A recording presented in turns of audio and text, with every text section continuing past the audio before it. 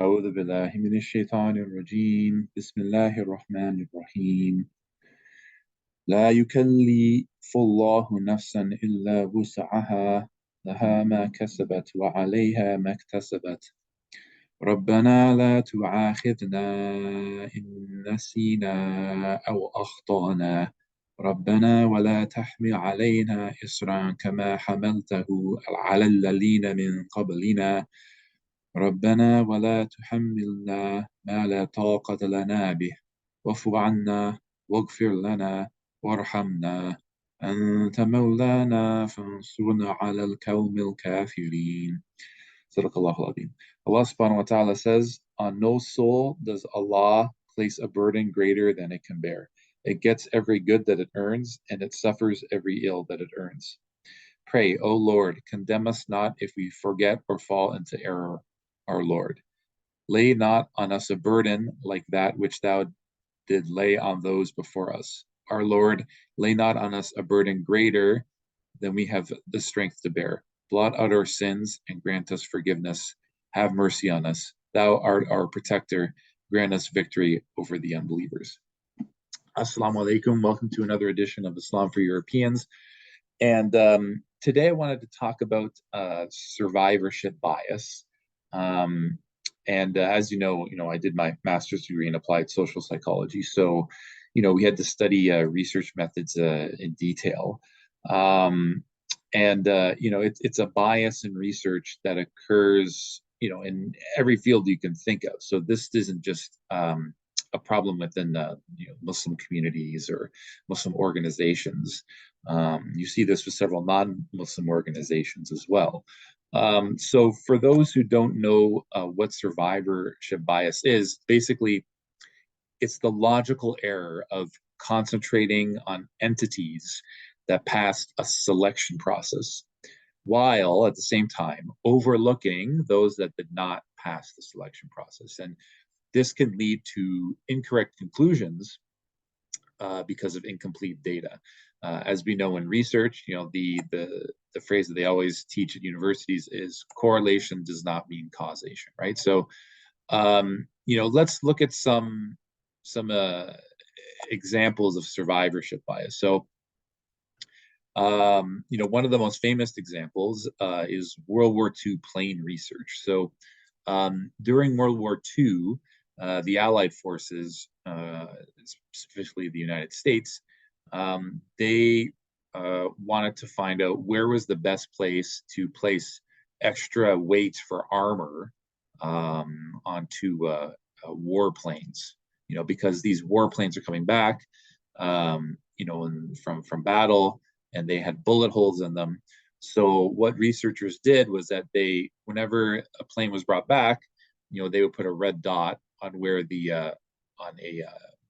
basically a paper cutout of the airplane and where these planes were shot, right? And based on this data, what they did was they figured out where all the bullet holes were based on all these planes that came back. And based on where the holes were in the planes, they would say, okay, let's put extra armor in these areas, okay? And so they did so, they manufactured some more planes and they put extra armor where, they were more likely to get shot, supposedly. And it wasn't working. It wasn't helping the survivability of these planes whatsoever, until a statistician by the name of Abraham Wald at Columbia University, he realized the logical error that these researchers were making, namely that they were just looking at where the planes that came back, where they had those bullet holes. But what was happening is that the planes that were being hit in the vital areas, the areas where the planes would crash, these planes were simply not coming back because they're being shot down and destroyed, to be involved in the analysis to begin with, right? So he realized that they had to reverse engineer it. You shouldn't put the armor on the points where the bullet holes are for these planes that are coming back. You should put the armor on where the bullet holes are, where you don't see any bullet holes. Because these planes that are getting shot in those areas are getting shot down, and then they adjusted their analysis and switched the armor where the planes where there were no bullet holes for the planes that were coming back. So that's one famous example. This is also a logical error that's in business success. So, for example, you have a lot of startups, mutual funds, these startup organizations. So a lot of MBA programs focus on this. They have entrepreneur programs. So, what they do when they try to find out, these success stories to figure out what makes, like a startup successful is that they'll only discuss the handful of successful people and startups, like Bill Gates, Microsoft, Steve Jobs, Apple, Mark Zuckerberg's Facebook, right? They use these as benchmarks on how to begin a successful business. But what they ignore is the several thousand unsuccessful startups that occurred both before and after these successful few. And if you're just basing your analysis on Bill Gates, Microsoft, and Apple and Facebook, you're going to find that you're going to have a lot of startups that simply aren't successful. And another example of this is manufactured goods. So, a common adage in the West is that, they don't make them like they used to. So it describes furniture and cars and equipment from the old days being in higher quality than, what we see with present day, furniture or whatever. So this is another example of survivorship bias, because the older goods that were in poor quality simply didn't last. They were thrown out in the garbage, right? So, you can look to several automobile manufacturers that manufacture cars that were just awful in quality, right? So that gives people the fallacy that back in the day everything that was manufactured was of a higher quality. Really, in actuality, what's happening is that only the products that are in very high quality back in that day actually made it. You actually see them today, right? So why am I talking about this, right? So I'm talking about this because when we look at converts in the West and in Muslims, you see, large examples of survivorship bias when it comes to Muslim organizations, or just the general feeling about, how we feel about converts to Islam within the Muslim community. You can take a look at, Muslim countries where you have converts that made hijrah, to the Muslim world. Many of them became propped up as success stories. Some of these Muslims who went to the Muslim world who were converts, they end up teaching English and became very successful. And the Muslim community looks at these converts and goes, "Wow, mashallah, they're doing incredibly well. Converts are so much better than us." And when a person converts to Islam, these are the things that we need to give them, and these are the tools we need to focus on to make this convert the next Yusuf Estes or the next Hamza Yusuf or the next Suhaib Webb, right? But when you look at these extremely successful converts, and you can, look at their history after they converted to Islam, most of these converts, not all, most of these converts had, the support from their family, from their immediate family, from their friends, and that served as like a springboard to help them be successful in the Muslim community.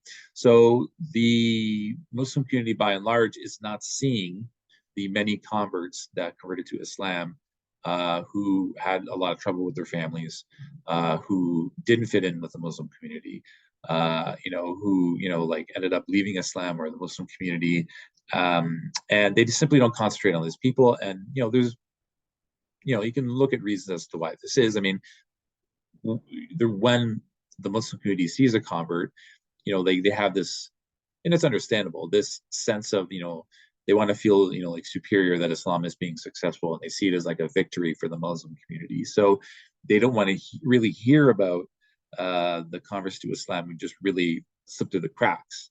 And there are many such examples. It's just that when you're only looking at the convert success stories, you don't see it that way, right?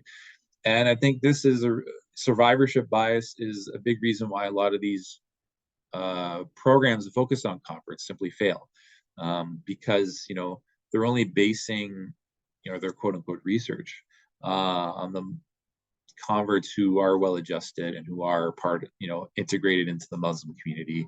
And so their focus is on, how do we give them like high level education to become like super strong, like da'is in the West, or how do we get them to the point where, they become like super famous, someone that we can put up on a pedestal, but when you have other converts who are just worrying about their physiological needs, living day to day, like for example, not angering their non-Muslim friends and family, or else they're going to get kicked out, and then it's the Muslim community's responsibility to provide room and board for them.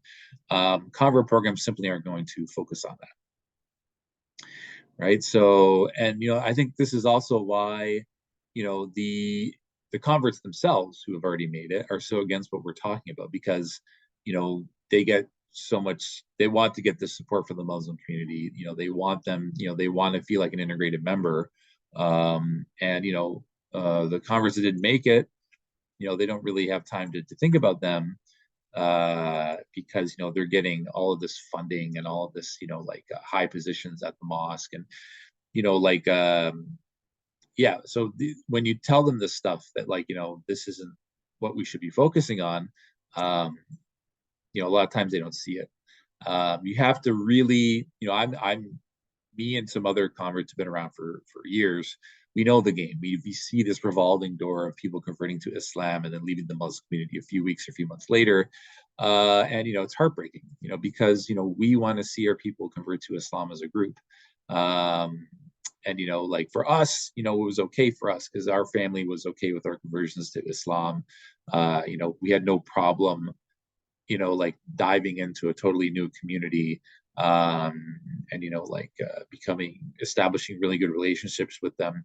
But even still, there's this real sense of alienation, especially in 2022. It wasn't like it was 10 years ago, where you have this enormous racial and ethnic divide. So yeah, I mean that's basically why I think when people criticize what we're talking about, and they say, well, what about all these success stories of converts? And they just simply can't wrap their head around because they haven't seen, these convert stories that have been failures.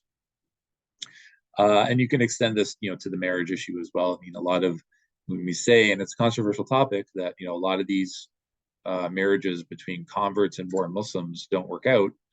They don't want to hear about it because they haven't seen it. I mean, it's hard to collect data on it. I mean, that's one thing. So yeah, I mean, like people who've been in these like disaster marriages, they usually end up leaving the Muslim community. It's hard to get their stories. You can't even interview them because they're so embarrassed about what happened, that they don't want to provide their data in order for us to understand what went wrong, right? So and that's why I think you really have to study this problem deeply and get to these converts who are converting but not feeling that they're part of the, not following the Medina model because they're just simply not able to, and figure out, what is the problem? Well, what does the Muslim community need to do? And what do you guys need to do in order to feel like, full members of the Muslim community? Yeah, and like a lot of people will point to the fact that, okay, well, I've seen these marriages between born Muslims and converts, and they worked out. Well, I mean, again, if there's problems in the marriage, they're not going to express that.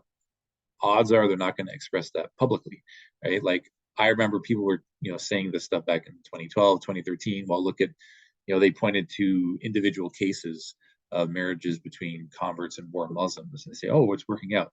And now I went back and researched this and looked into it. And a lot of the marriages that they were saying, they were touting as success stories, they're now divorced as well. Right. So, yeah. And, I mean, it's a major problem. And, if we keep looking at, individual cases of converts as success stories, as how do we turn this person into the next Hamza Yusuf or Yusuf Estes or Suhaib Webb? you're only going to get the people who are going to be succeed in that place. It's like, like people going into psychology and they want to do their PhD, right? So all these like universities put all this money into finding like the person who did their undergraduate and wants to go to do their master's degree and their PhD, so they can write papers and articles. They want like the one or two individual success stories, but not pointing out the fact that there are all these people who entered their undergrad and spent thousands of dollars, who ended up working at McDonald's afterwards. Right. So yeah, and you can extend this into other categories as well when it comes to the Muslim community. Like for example, like the preponderant the feelings about Islam among conservative groups, right? So if you're a social media influencer and you're on the conservative right, um, you know, it depends on your certain stances on certain things vis-a-vis the Muslim community that is going to determine whether you get canceled or not on social media, right? So you can look to a guy named Douglas Murray who said really awful things about Muslims and Islam in his book and on his social media posts, and he's still on. The thing is, he's still on Twitter. Like his book has sold tons of copies, and he hasn't been canceled at all because he toes the line vis-a-vis the establishment. He doesn't say any, he doesn't critique. He's pro-Zionist. He gives all of the tropes that the Muslim that just angers the Muslim community, and rightly so. Why haven't Muslims advanced? And Islam is all about terrorism, and these things. The establishment likes the fact that that this is creating more animosity between Westerners and Muslims. Whereas if you have people on the conservative right and they're out there who don't have a problem with Islam per se, they think that it's it provides a lot of positives for society. That Islamic civilization does have a lot to offer. These people in the conservative right were against the invasions of Iraq and Afghanistan. They support our brothers and sisters in Palestine. But that is not going to get you a book deal. That is not going to get you, this establishment approved YouTube channel where you get millions of subscribers. A lot of these people have been completely deplatformed, right? So they haven't survived, quote unquote, survived, for the Muslim community to see that these people do exist. So, if you're a Muslim who doesn't interact with the Anglosphere very often, you're just going to see, and you just, hang around social media. The only white conservatives you're going to see are the Douglas Murrays and the Tommy Robinsons and the Jordan Petersons, because they've towed the line on these particular issues. Whereas the ones who have more positive or even neutral attitudes towards Islam, you're not going to see them very rarely. And on the odd chance that you do get to interact with them, you're going to think that this is just a tiny minority, right? But for those, Euro converts who've converted to Islam, we understand that the attitudes towards Islam and Muslims among the Anglosphere is much more varied than what a lot of born Muslims think. I mean, you can just look to my poll that I conducted for the Freedom Convoy in Canada. I just asked flat out to white Canadians on a Twitter account involved with the Freedom Convoy, what are your thoughts on Islam? 20% said positive, 37% said neutral, 14% said slightly negative, and 29% said highly negative, right? So even though 29% had very negative attitudes towards Islam, that's not how all of them feel. I mean, 57% of them had either a positive or neutral attitude towards Islam. So when you're a Muslim community and you don't conduct research at all, because a lot of Muslim organizations don't do anything beyond surface analysis research that supports their worldview, correlation is not going to mean causation. You're doing grave mistakes in your research analysis because your research methods are flawed. You're not taking into account selection biases. You're not taking into account attraction biases. You're not taking into account survivorship bias. And this is going to skew the opinions of the people that you're presenting this to, right? So you have to look at different ways of analyzing the problem where you get in your data, you have a representative sample of the population. right? And from that, then you can base your policy. So, and again, this is a problem not just with Muslim organizations, but non-Muslim organizations as well. You know, they just want to look at the pretty picture. They don't want to look at the hard, you know, the uncomfortable truths that are revealed this type of data and analysis.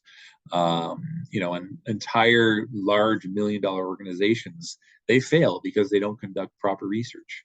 You know, they don't take into account these biases, right? So inshallah, you know, may Allah subhanahu wa ta'ala, you know, reward us for our efforts with this, and hopefully, you know, this, you know, produces some good, you know, for the Muslim community. And if you're a Muslim organization and you're out there, you know, hire someone who has a master's degree or a PhD in research analysis, you know, or at least take in your undergrad, take an undergraduate course on research methods, you know, just to get like an overall view of how you can actually conduct research. You know, and hopefully from there, you know, then you can change the game, and then you can get more accurate data and what it actually means. You know, because like we said, in universities, the first thing they teach you, and the first thing that's forgotten, is correlation does not mean causation. Okay, so that's my time for the day. My name is Robert from Islam for Europeans. Please like and subscribe to our channel.